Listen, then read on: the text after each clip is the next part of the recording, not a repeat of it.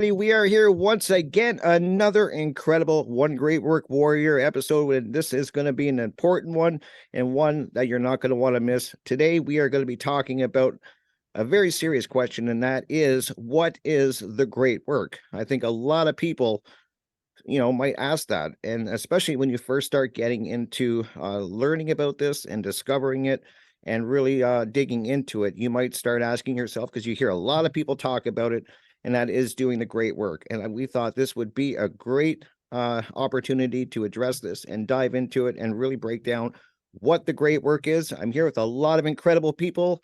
We got all the usual people here. We got Jerry, we got Kris, we got Brandon, we got Derek, and who am I missing? So I'm missing somebody here. I know I am. Jim. Jim. There we go. Sorry about that, Jim. So, anyways, let's dive into this, Kris. Let's kick it off with you. Let's dive in. What is the great work? All right. Thanks, Rick. Thanks for being the intro, man. It's good to be here with you guys. You know, it's pretty simple, but what's interesting is I never really heard that term, the one great work, until I came across whatonearthishappening.com with Mark Passio. And now we're all part of this one great work team. And that's kind of why I put out the call for other people that wanted to do this type of work that I love doing, which is, for me, it's all about freedom. You know, everything's about freedom. I think that's the main aspect to this reality that we're in, is discovering, understanding, feeling freedom. And when we recognize that we're in a world where people are saying freedom isn't free, things are pretty crooked, right? How could something not be what it is? Because we're living in a world where the truth is obscured and occulted and hidden in many ways. And so the average person is just trying to get by. They're just trying to survive. And, I think there's a big difference between being a human that's truly alive and awake and aware, that requires us to have an extra level of responsibility and recognize that not only do our actions affect everybody around us, but everybody around us affects us, and together we all affect reality itself and the outcome of what's going to happen next. And we can also see how the things we've done up to this point have brought about this cause and effect relationship. And these relationships, understanding them, looking at them, and trying to see how we can do them better and improve on them, is our life task.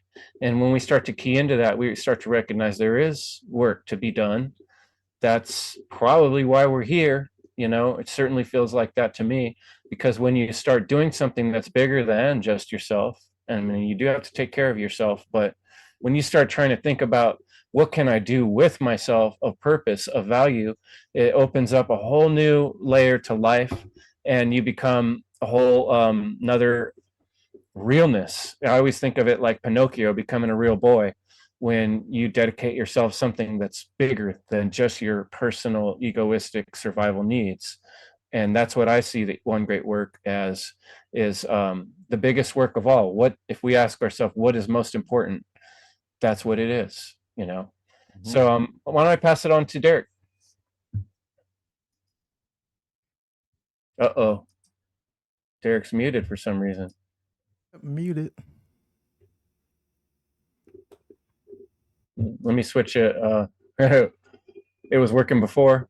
Hopefully we get him back. All right, Damn well, gremlins. We'll switch it back out for a second here and see if we can figure out what's going on with Them damn tech gremlins, man. Them tech gremlins. Jim, you ready to jump in? You got something? Sure. Yeah. So yeah, just like you were saying, Kris, I never heard about the great work and that until I discovered Mark Passio. And yeah, just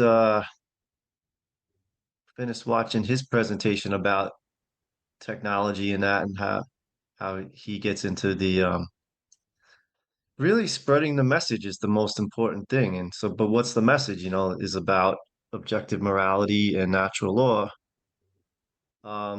So when I think about it, it's like, in the most recent years, like say the last decade, I started to realize I'm here for a reason.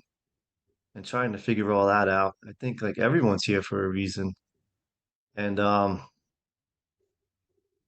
me, it's like just to once I understood moral relativism and natural law and all that, like I haven't found it that's anything more powerful than that can really make a difference in this world and get, people to live in a much better condition. So, you know, um, a lot of people say like it's impossible to wake up people, like you shouldn't even try and that, but like if you think about Thomas Paine and Common Sense and what that book was able to do, it was able to help wake up the masses. And he was one person. And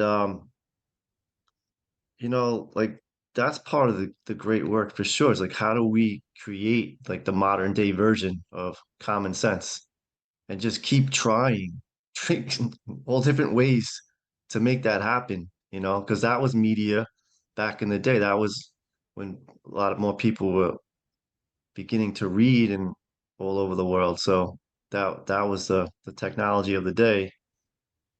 Um, but yeah, now there's so much more of an opportunity for us to spread a message around the world.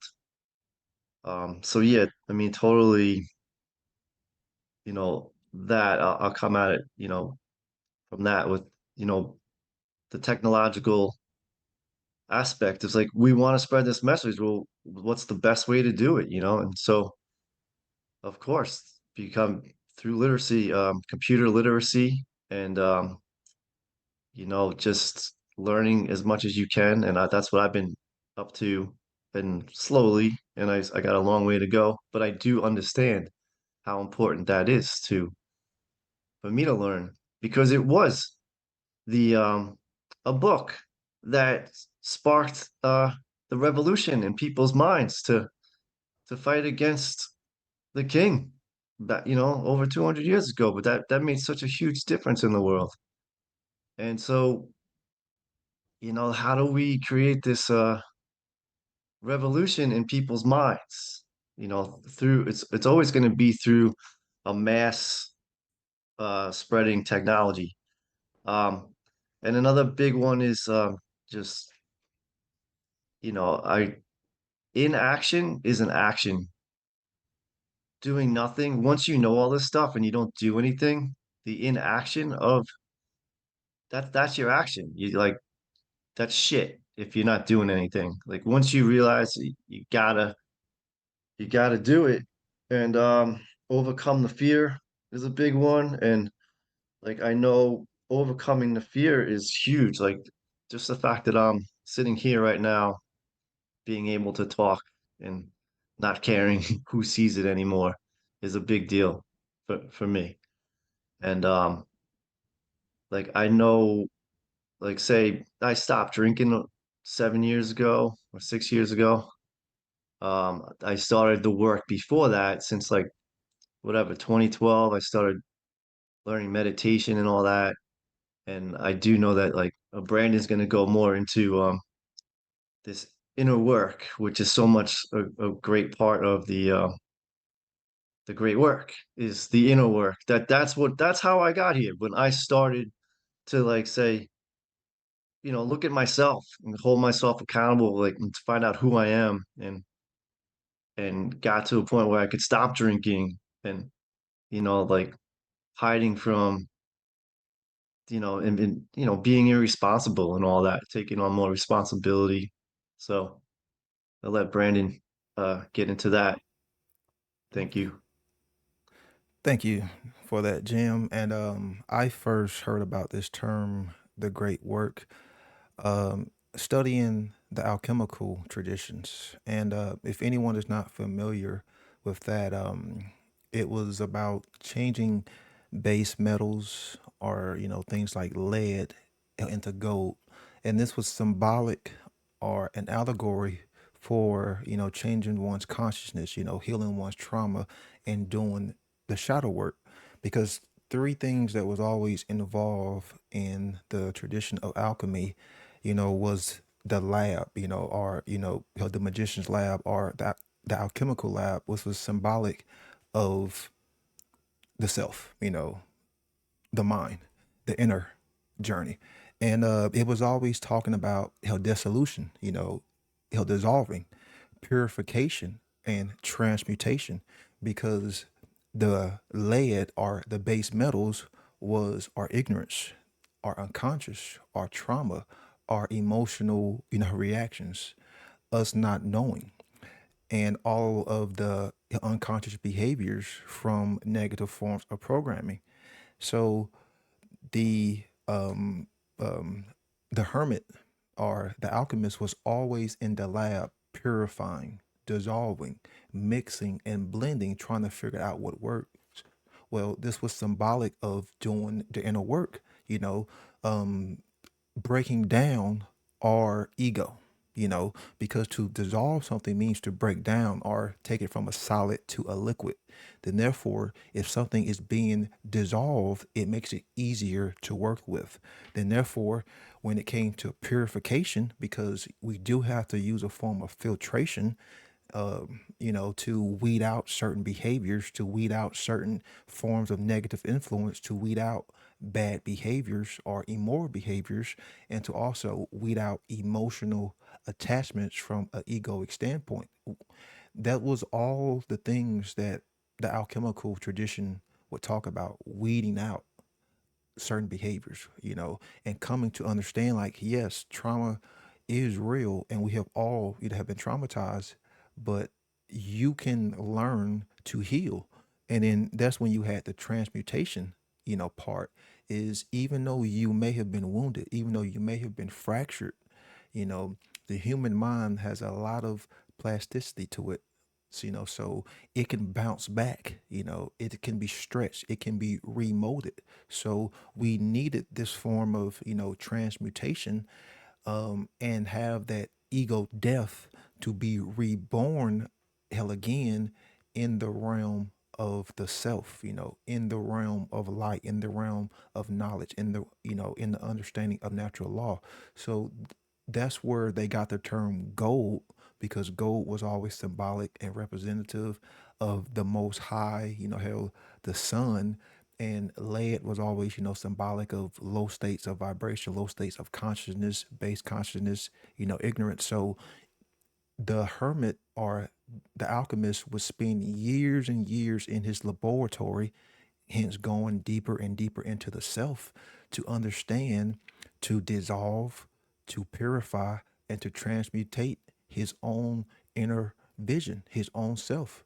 And that's really where the great work starts. Keyword is starts, because you have to do the inner work, start the inner work, and dissolve your own worldviews, dissolve, your egoic, attachments, and then start to purify and transmute. Because if we don't do that, then we'll always be stuck and reverting back to whatever form of unconscious or subconscious programming. Then, therefore, once we have that true transmutation, that second birth, we can really grasp that philosopher's stone. Because in the alchemical tradition, the highest point was grasping that alchemical that philosopher's stone. And that was basically when you had the masculine and the feminine in the alchemical wedding, merged in this integration, merged in this harmonious, form of being. And some people have symbolically have represented that, with the conscious and the unconscious. Some people have symbolically represented that with the left and right, hemisphere. And I see it as all of the above. You have the masculine force which penetrates, and you have the feminine force, which receives. These two forces exist in all things. So instead of being in a schism, we have to, heal that division. And that's what the alchemical tradition was trying to teach people. So in the grasping of that philosopher's stone, that was when one had truly done the great work, because then they can push that knowledge outwardly and start to educate others. So I'm gonna push it back to Derek, and hopefully his audio is working. Is Derek there?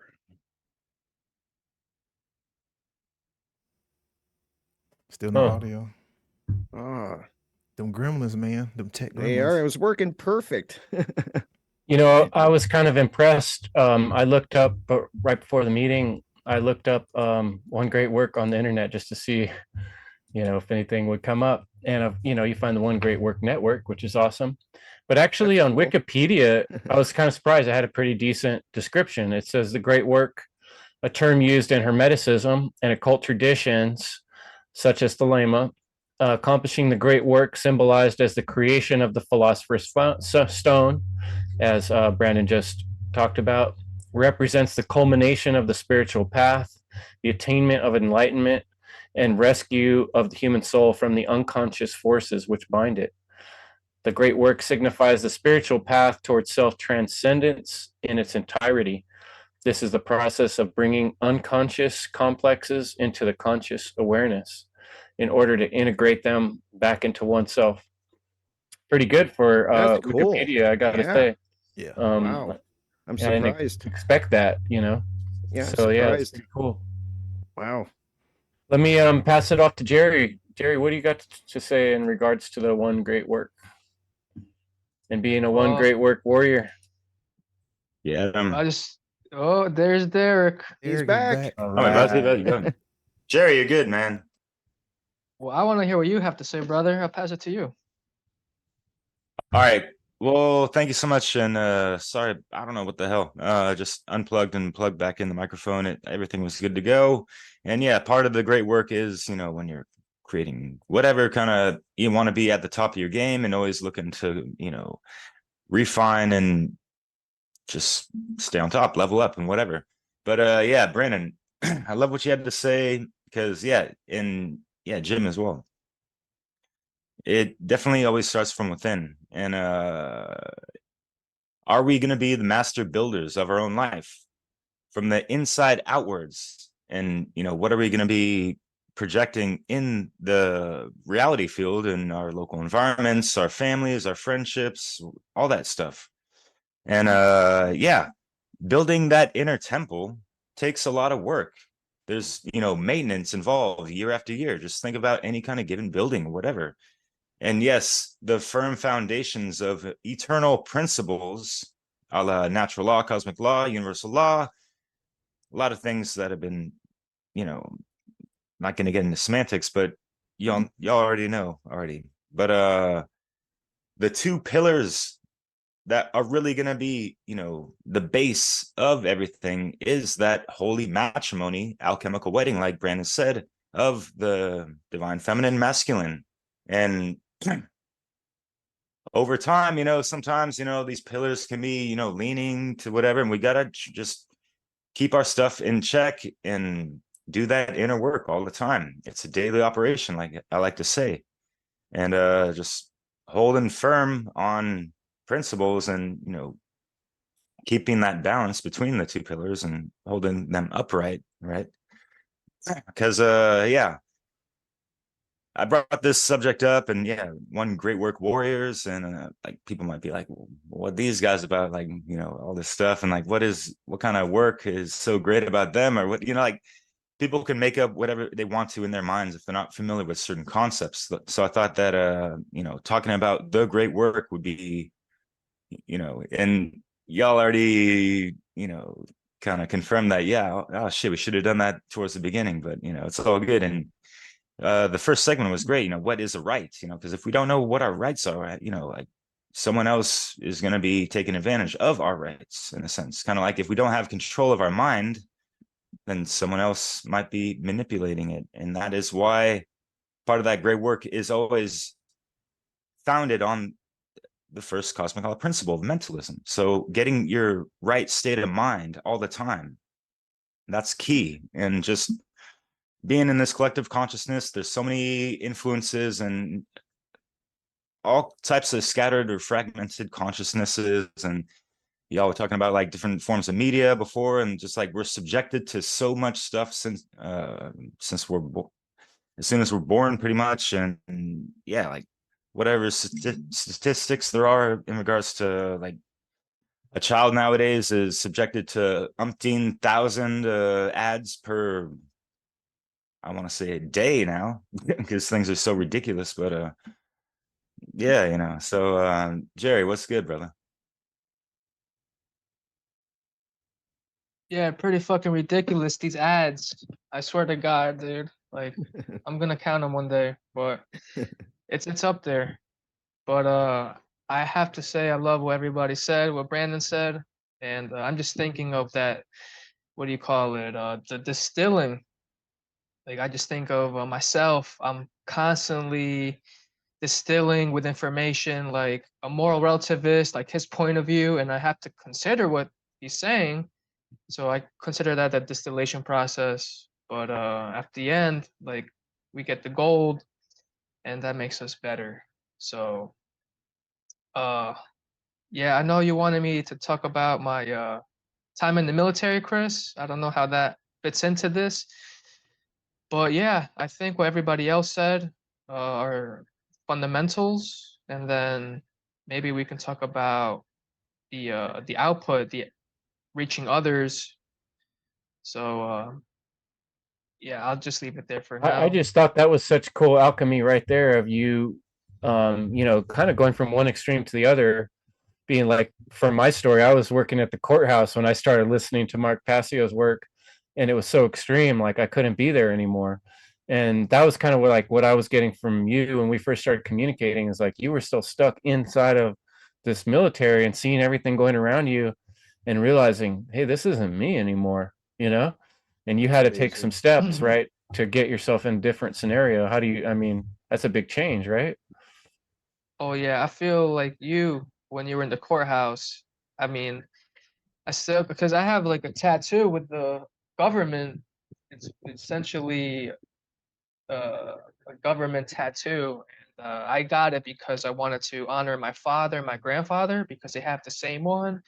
So I said, as a tradition, and since I'm in the military, it's like symbolic. But now I'm like, shit, bro, I have to fucking, deal with this.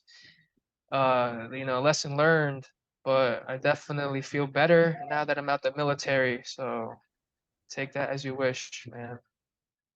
Yeah, thanks for That's sharing that. huge. Yeah, that's I huge. think that's the real stuff that people, you know, have to go through, is changing their life in real ways, Yeah, right? Yeah. very Rick, cool. you want to pop in next? Sure. Yeah. You guys all make amazing points, by the way, and stuff that I'm really going to be thinking about. And when I think about the great work, for me, I always think of the part that people probably fear the most and run away from the most, and that is, we've kind of touched on it. That's the inner work, the shadow work. And to me, that's the foundation I think most people are lacking. I think it's something that people fear doing, is really examining themselves, and that was huge for me. And it was a game changer, and it was what I needed to do in order to continue forward. I had to really dig deep and look inside and really address things and get brutally honest and start recognizing and addressing these traumas, whether they were big or small. We all have them, whether and I'm not saying they're all the same. People have bigger ones, smaller ones, but they're there, and they are definitely affecting you whether you realize it or not. They were for me, and kind of playing in the subconscious. And it's something that I check in with constantly. I mean, it's not a one and done. That's another thing I think people don't realize, is that it is work. It's like I'm constantly checking in with myself and working on myself and taking time to really get to know myself. And that's a part that I know people fear. I talk to people and they think that everyone else is a problem. None of it's their problem, what's going on. And they think everything is perfect. But their lives don't reflect that in any way, but that's where they're at. And they just don't want to do that really deep soul searching. And I really do believe that's the foundation it was for me that really launched everything. And what's crazy is that, people they see how crazy the world is. They see the things going wrong and they can describe everything that's going on, but they don't realize that, it's us individuals that are creating this reality. It's an echo of what we've created. And so if you haven't done the shadow work, you haven't done the hard work on yourself and started gaining the knowledge of even knowing simple things of what a rite is. There's people that can't even answer that question. And then if you don't know objective morality, you don't know principles, of course what's gonna manifest. If you're not, those aren't your guides and that's not your anchor, you're gonna get what we're creating right now, what we're seeing right now, which to me is just it's crazy chaos and the people are everywhere. And so I think it's so important to do that work. And then once you do that work, then it doesn't end there. It's a constant work. For me, the big side was the tech side. A couple years ago, I was saying before we recorded, I had a cell phone. That was it. I had nothing, and I knew nothing about a computer. I didn't even have a computer to be honest. That was a big learning curve for me that I was scared of. I really feared tech because I was so out of sync with it. I had my phone. That was it.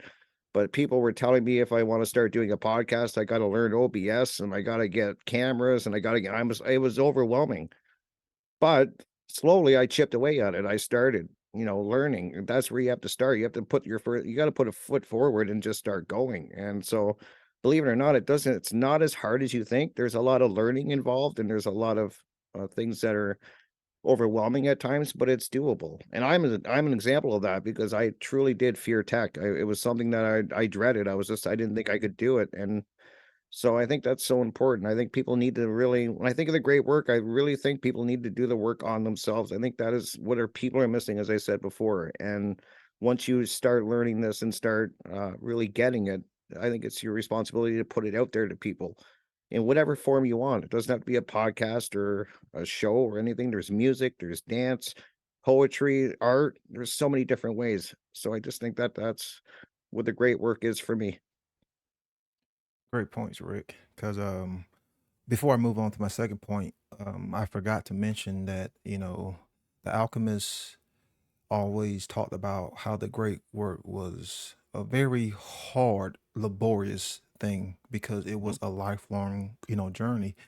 Mm-hmm. And the symbolic allegory of turning base metals or lead into gold, it was always used like a constant persistent pressure, because pressure is the force which causes change. So you can imagine if you had some lead and just constantly just rubbing, putting pressure, and many decades later it would eventually turn for into gold. Well, that was symbolic of the laborious task, because it is hard, trying to help fix yourself. And then too, the amount of care that was required, the amount of willpower, the amount of dedication and sacrifice, being in the lab, going within yourself requires sacrifice. It required all of these key elements, that we have talked about.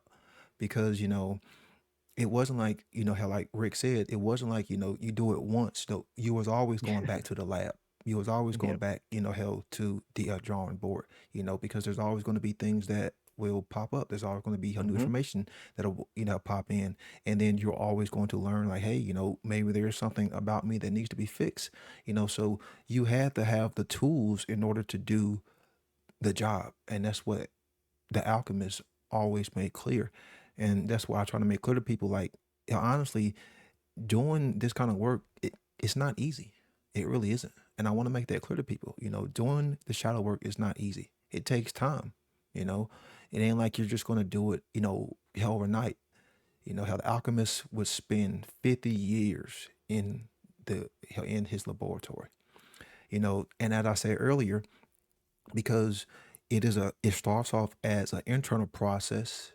So as you have made that change internally, you start to push it out externally and try to educate others. And that's what the hermit would try to do.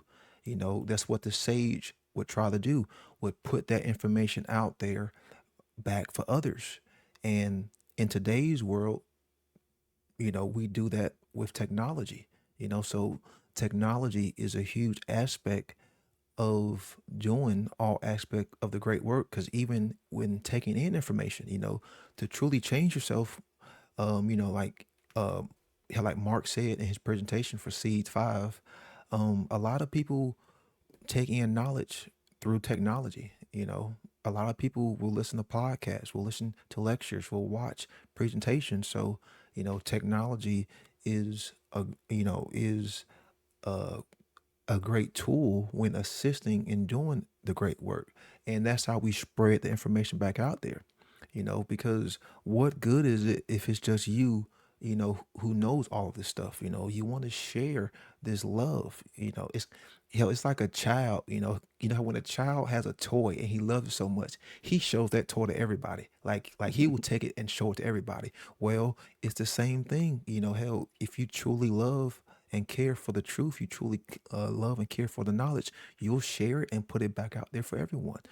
So he'll look at it as the last step in the trivium, as the output, the wisdom stage. You are sharing what you've come to know. You're sharing what you've come to understand with everyone else, and you're putting it back out there in the world for others to learn. And that doesn't mean, that people will take the information, but you are still making it hell available. You're putting it back out there into the all. And that's what, the sage or the hermit, would do. Put it back out there to try to educate, others so they can try to, raise their consciousness, so they can, start doing the shadow work, or, start within the great work, internally.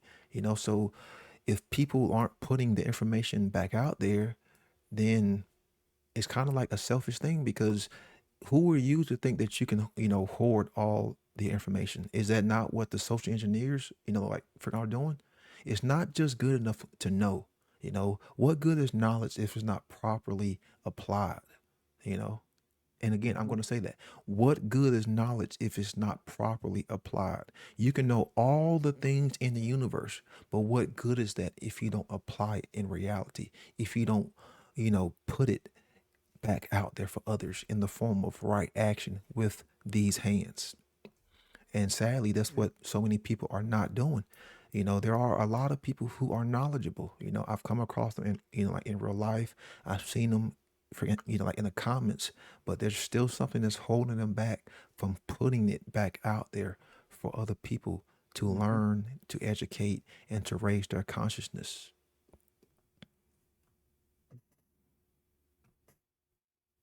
Yeah, you made me think of something, Brandon.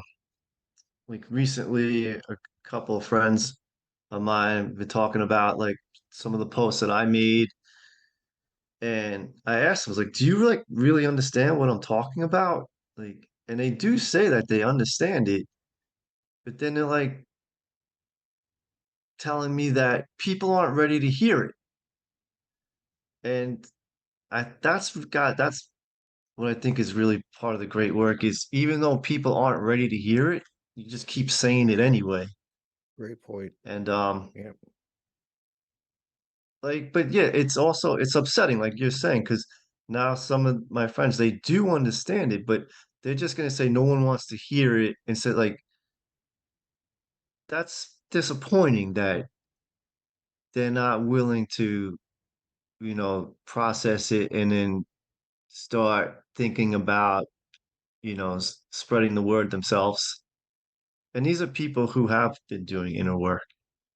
So, but Yeah. like maybe, they're not there yet, but I'll just keep saying it and then maybe it'll get through to them or um that's When people just say that, it almost that's seems like an excuse or a cop out, though. It's like, oh, they're not ready to hear it. Well, it's like, Agreed. do you have that fire Yeah. lit within you to, be like, hey, ready or not, mother lovers, I'm gonna say it whether you're ready for it or not. I'm gonna try to dial it down or try to, put it into some kind of framework that you can understand it. Like if you really truly understand and have integrated the information and apply it, like Brandon is saying, like you apply it through your rhetoric, the art of persuasion, how you craft your words towards certain people. You have to understand your fucking audience and the people that you're around sometimes too. So people that are saying like, oh, I want to say so much, but they're not ready for it. It's like, what? It's 2023. What the fuck you think is going on? Like it's been past yesteryear that, like everyone should have been raising their fucking voice at whatever level they're at and be humble with it, and like understand that people aren't going to get it right away. Don't be so like take it as a grain of sand or salt.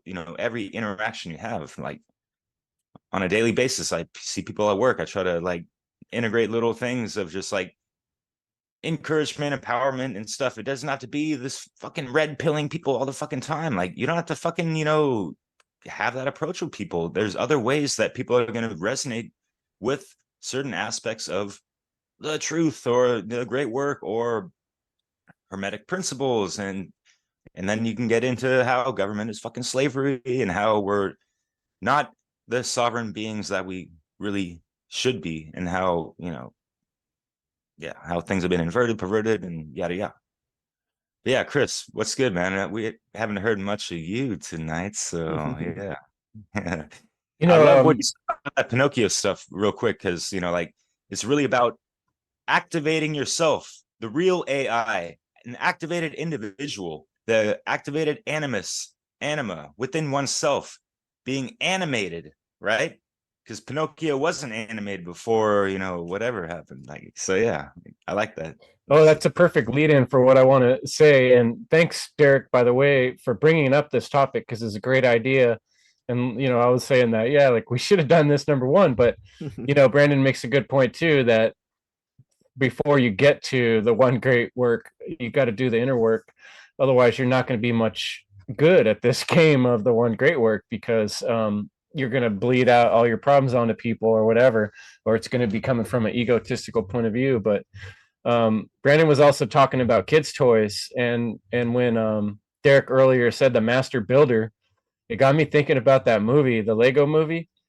I don't know if you guys have seen that, but most movies out there I don't recommend watching because they're full of propaganda and some bunch of bullshit. But the Lego movie has a good moral in it, and I came up with this word in some of my reading called somnambulistic. And what that is like sleepwalking. It's like living life, but you're not actually awake and aware.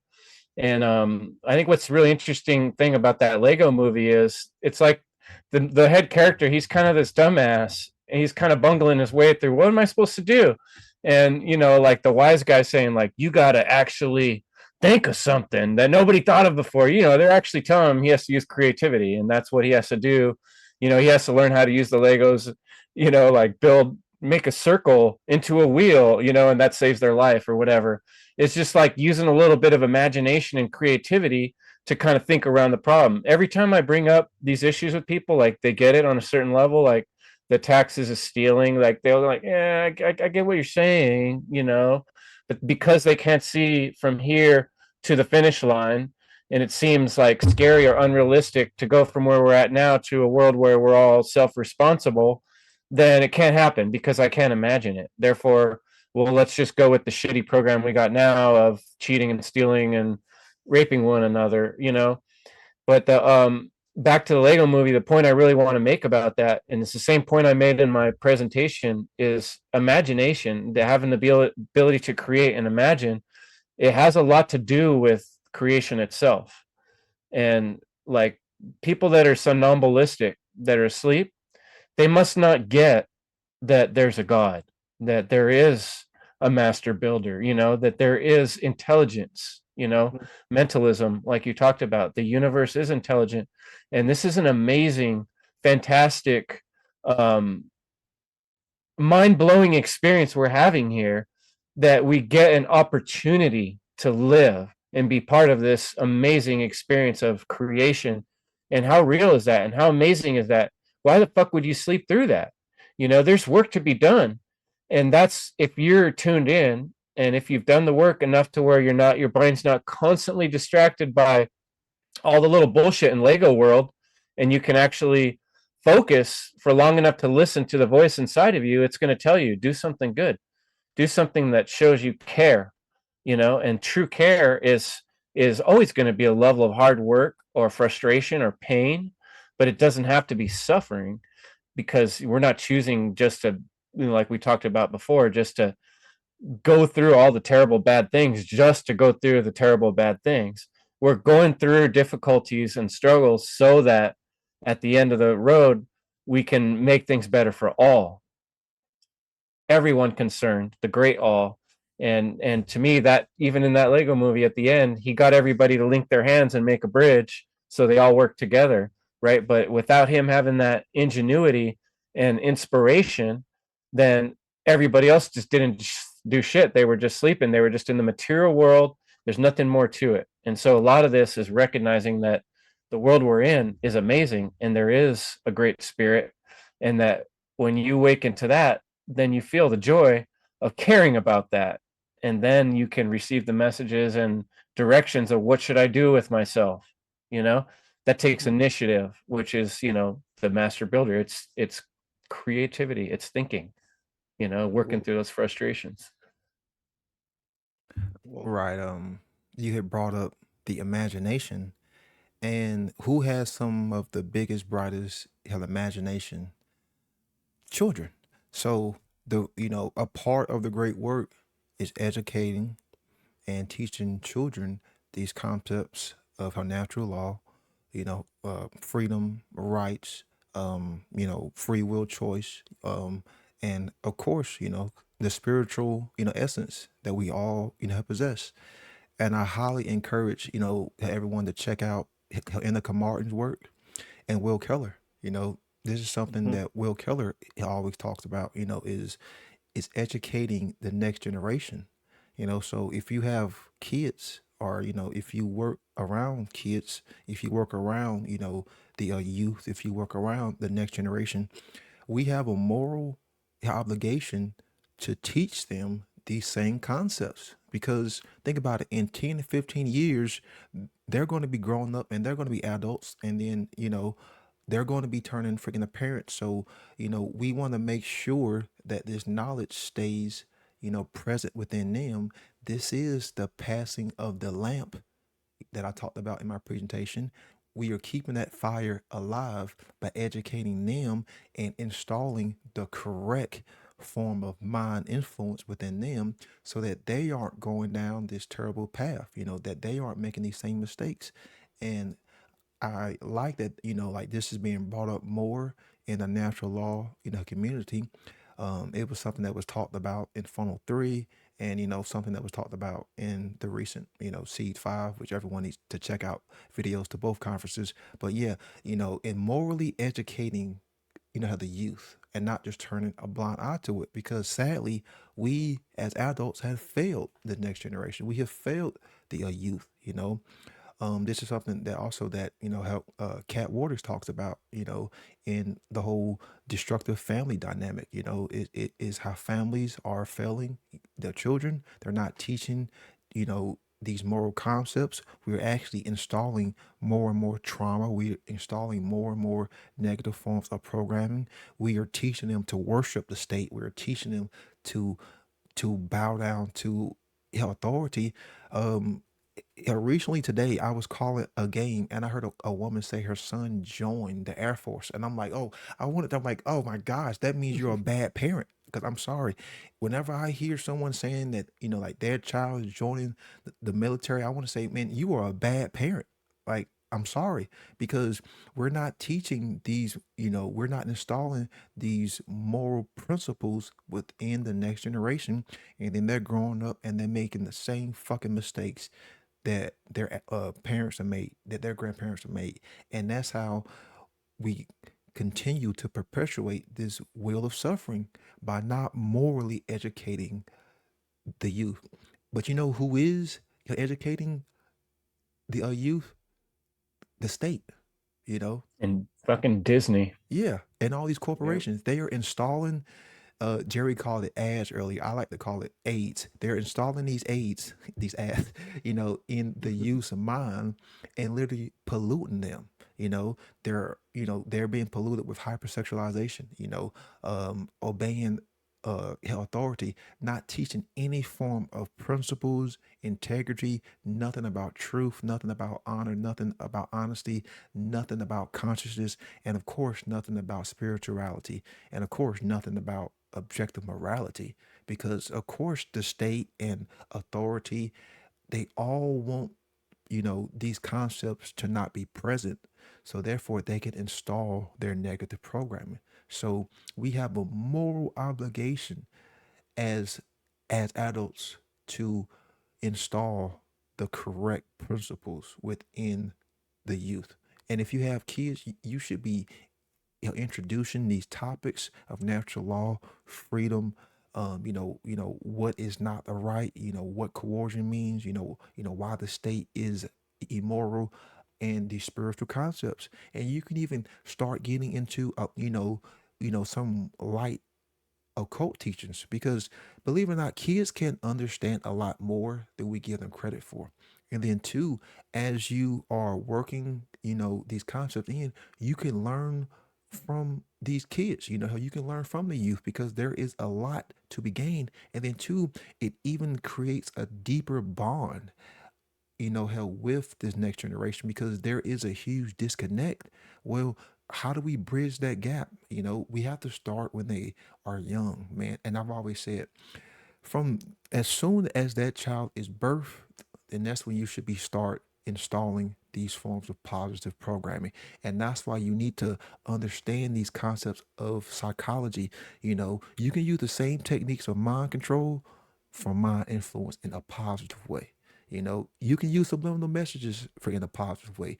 How you can have something just playing for in the background, get it installed for in their subconscious over and over and over. Use repetition, use symbols, use colors, use frequency. Create an environment based on freedom. Create an environment based on natural law. Hell, I wouldn't care if you had a whole bedroom set up and you just had natural law written all over the walls. Get that shit programmed into your child's mind. Get that shit programmed into your child's mind. Get that shit programmed into your child's subconscious, because and for years, that's all the child has is the subconscious mind. So why are we not taking advantage of it? Because the state is, these corporations are, Exactly. how Google is, how Disney is, how the Vatican is. So why are we not using these same tools for mind influence? We are actually missing on a great opportunity here. Because if we truly cared and we truly morally educated the next generation, then we can actually start to see some fucking results. But sadly, most people are doing what? Putting their child in front of a tablet, putting their child in front of a television, sending their kid to these state indoctrinated slave camps, installing these, how these same traumatic forms of programming, pushing these hypersexualization held upon the youth. We are literally failing the youth, man. And it's disgusting.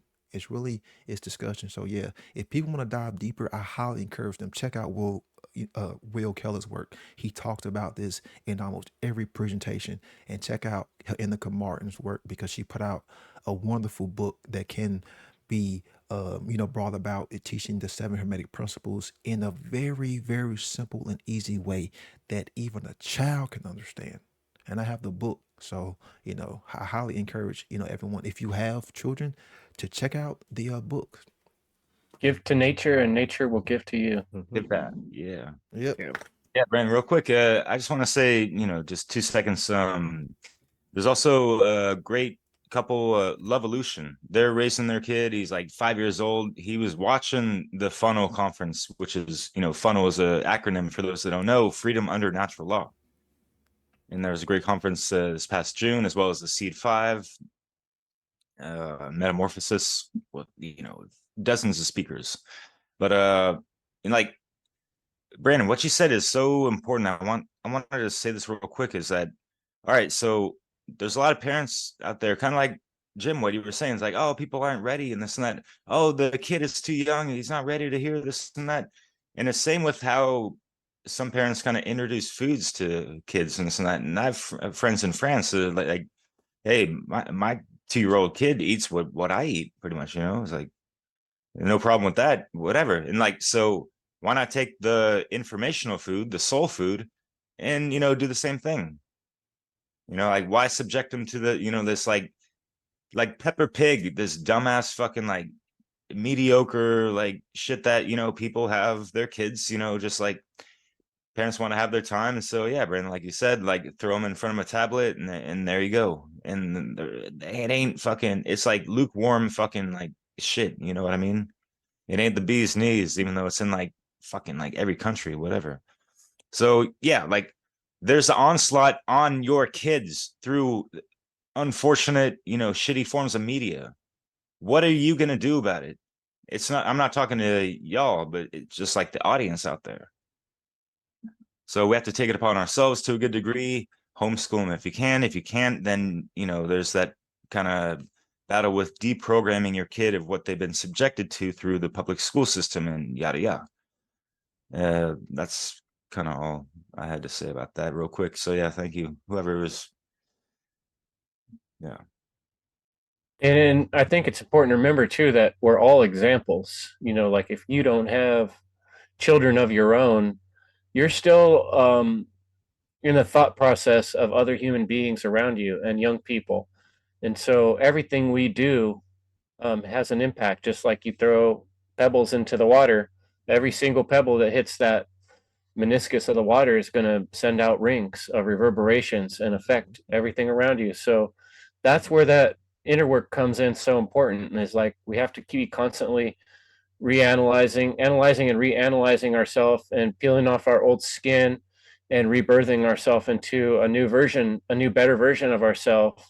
And there's no point at which we just reach enlightenment and we got it right. If you reach enlightenment in this world right now, it's realizing this shit's fucked up, which means that there's a lot of work to do. You don't got it until all humans are free and not stealing from one another. So we got a lot of work to do. And I think personally, taking the initiative is like one of the biggest takeaways I hope people take away from what I'm trying to present is that, like in that story of talk about child that I was describing in the Lego movie, the dad is like trying to build a whole city out of Lego blocks and he wants to structure everything. And he's so involved in the materialistic world, which is where most parents are at. Like, I need to make enough money so my kid could go to a good school and I could get him a good car or whatever. It's like super material based point of view on everything. And then sacrificing morals and principles because it just doesn't tie in with the reality right now. And so that really requires to make this shift and to become a real boy is to recognize that poor little kid's imagination was getting destroyed in that process. And until the father had the sense to stop, caring more about his work and, these buildings and notice that his child, they only have so much time when their imagination is open and they're learning. That's the time where you need to be for them, there for them and care with them and play with them and help them grow their imagination. And so I think we all do that in a billion ways in everything we do and the examples we set forward. So in what ways in your life are you taking the initiative to bring something new into this realm and help people see something they didn't see before? If you're not doing that, then you're going to be coming up short and you're going to feel it in some way or another. It's going to show up in your life. The universe will show you, here's where you're coming up short and you're going to be suffering.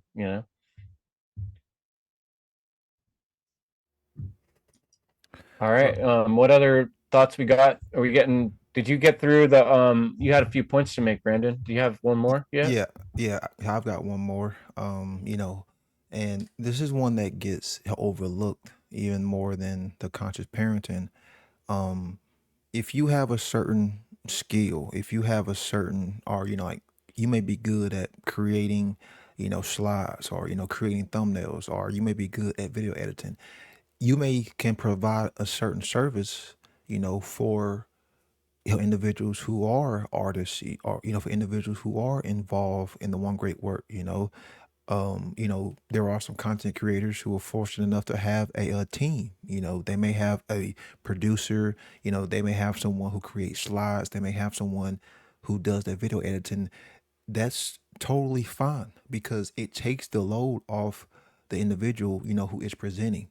And all of those team members are involved in the great work because it makes it so much easier because many hands make light work, and if it's just one person trying to handle the load, it makes it so much harder because there's going to be problems that will arise. So if you have a producer, if you have, someone who it's just helping you, with your live stream, then that's totally fine. And we need more of that because, that's us coming together to work to make this message, more widespread. And then also too, you can help donate. how you can help donate, how monetary, um, you know, how monetary currency, or you can donate technology. How you can reach out if you have a lot of technology, and a content creator who may be hell in need, then how you can how you can donate that. These are certain things that the average individual can do to help assist in hell the great work, because I mean, hell, let's be honest, you do need a level of understanding of this hardware.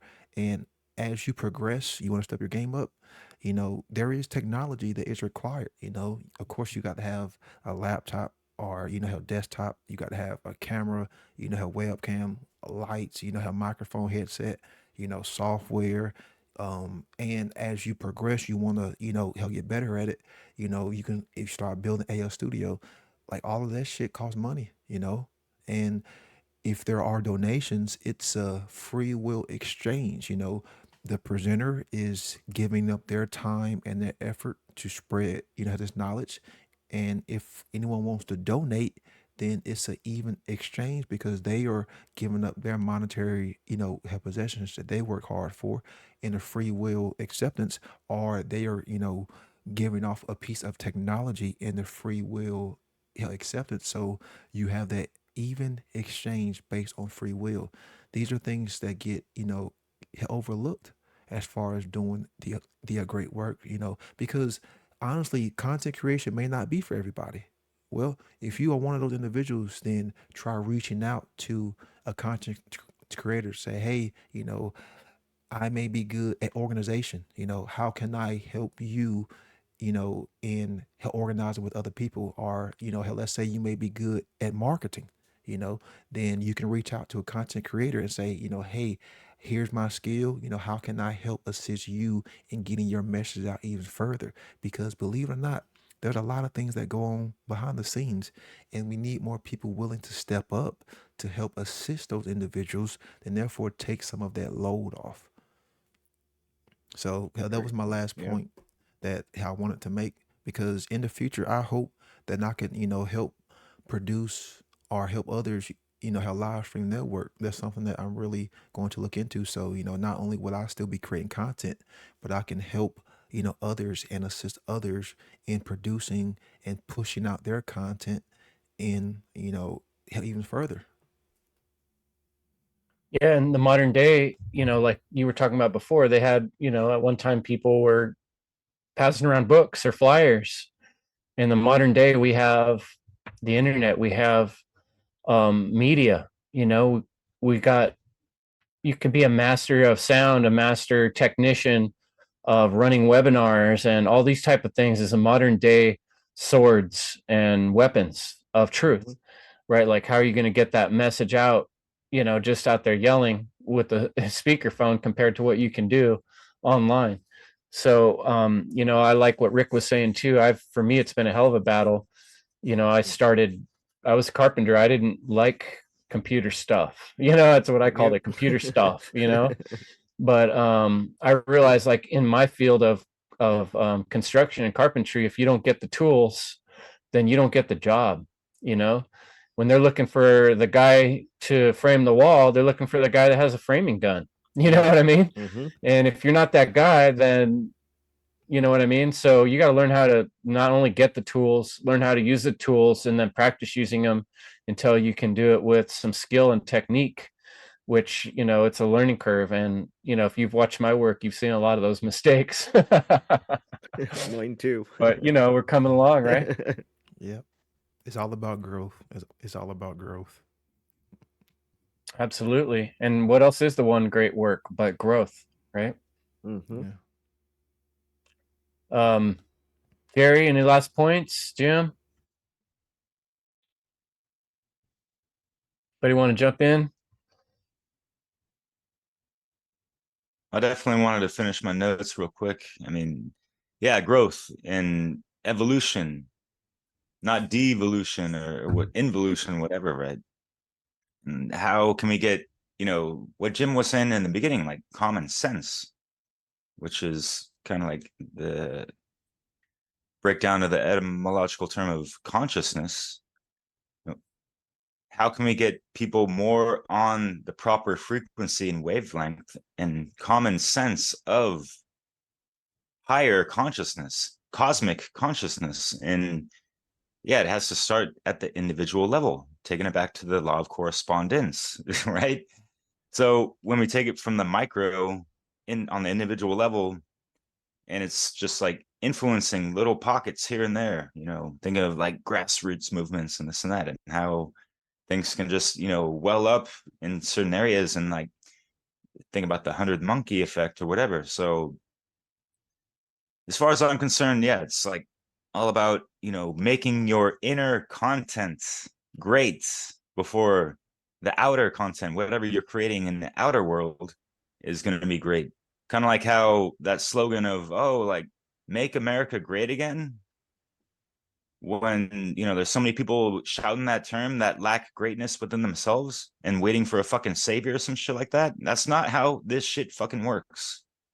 All right. So yeah, it's like, oh, there's so much work going on, like, oh, like, why you gotta be working so hard and shit, like, and it's just a fucking word, work. And like, I don't even take it as like, oh, like an arduous thing, because I've kind of got over that hump of really just doing so much, almost like to a point of like biospiritual regenesis, and like having that cosmic apology, and like recognizing all my faults and all this stuff. And like, people talk about like at the end of their death, like having that flash back of their life and yada yada. Well, I had that like a dozen years ago, and that completely made a fucking frequency shift in my life.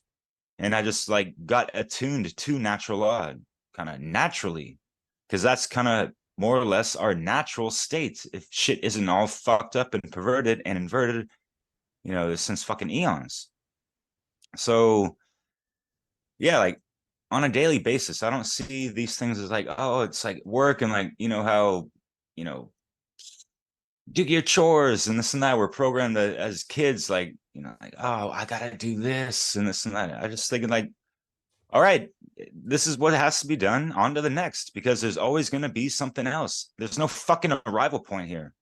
Like, people cannot rest on their fucking laurels in this, pretty dark fucking hour that we're in. There's a lot of fucking, things to be done. I'm not going to say work to be done, because just kidding. So yeah, Brandon, like you said, we're trying to turn that base level lead consciousness into gold. And sometimes, over time, you put things on the shelf and they collect dust, right? We gotta maintain and polish that shit every once in a while, right? So yeah, there's virtue signaling in a lot of camps, including the truth seeking speaking communities, where even words like the great work is a fucking almost like a buzzword, and people give lip service to that. And this is not what this is about. This is real life fucking shit on a daily basis. And we all need to, be humbled every now and then. We all need to hold accountability within ourselves and try to bring forth the best version of ourselves as possible. Having that pure, clear vessel to be an instrument of truth, and just, a stellar fucking personality and someone to look up to, like you're saying, for the youth, right? So there's a lot of things to be considered. Tending the fires within, you got to have that fucking spark first and fucking foremost, which is why sometimes I'd like to speak like this, to kind of light a fire up people's fucking asses, whatever. Sometimes you have to bring that fire, especially if you're a fire sign. And if you're a fire sign like Brandon with the Aries and all that good shit that he carries, and Jerry as well, that rhymes too, hey. Then yeah, there's actually extra inner fucking work to kind of tend to those fires, because they can burn a motherfucker up and people around them. So that's part of the journey I've been on. And just yeah, we have to have that redeemer in the back of our minds as well. If we make mistakes, so that no one is infallible. So we have to understand that, pay respects to the divine feminine, divine masculine, not have so much yang up in your thing, and not be so fucking passive as well. So try to uphold your rights, the truth, with a capital, all caps, and try to spread some kind of joy even throughout the darkness. Be that fucking light. And even one flicker of light, like a candlestick in a room of darkness, yes, the darkness will pay attention to that, because it's the only thing that can be fixated in a realm of darkness. So how are you going to maintain your inner flame? Kind of part of the games. Beautiful. Cheers. Yes, and I Thank you. love how that reflects too Brandon's work with the fire and the everlasting lamp.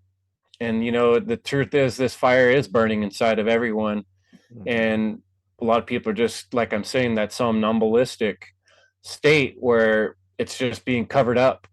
And if you do that, it'll burn you up from the inside. One way or another, you're going to be burning yourself on the inside if you're not transmuting that fire or putting something out there with it. Especially people that have come to recognize the state of things in this world, and they see the evils and they see the bad things.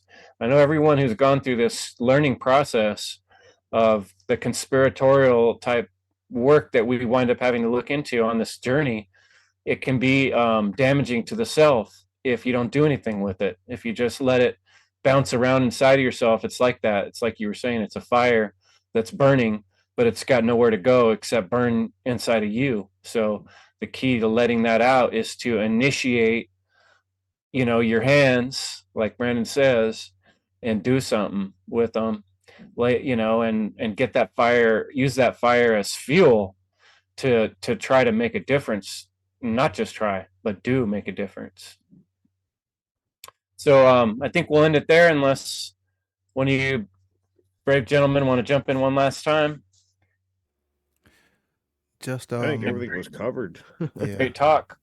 Amazing. It's like sharpening a sword, because we hear about the sword help truth, but just like with any blade, with any edge, if you use it a lot, it starts to become dull, and if you ever sharpen any blade, it requires pressure. You have to use pressure, because I've sharpened, how many knives you got to, have it at a certain angle, and pressure is required. Well, if we were not putting pressure on ourselves to do that interchange, then the universe will eventually put pressure on us by the way of Themis. So I would rather choose the first option and not the latter, because regardless of not, inevitably, we're all are going to be faced and forced to change. It's just the amount of pressure that's going to be, required.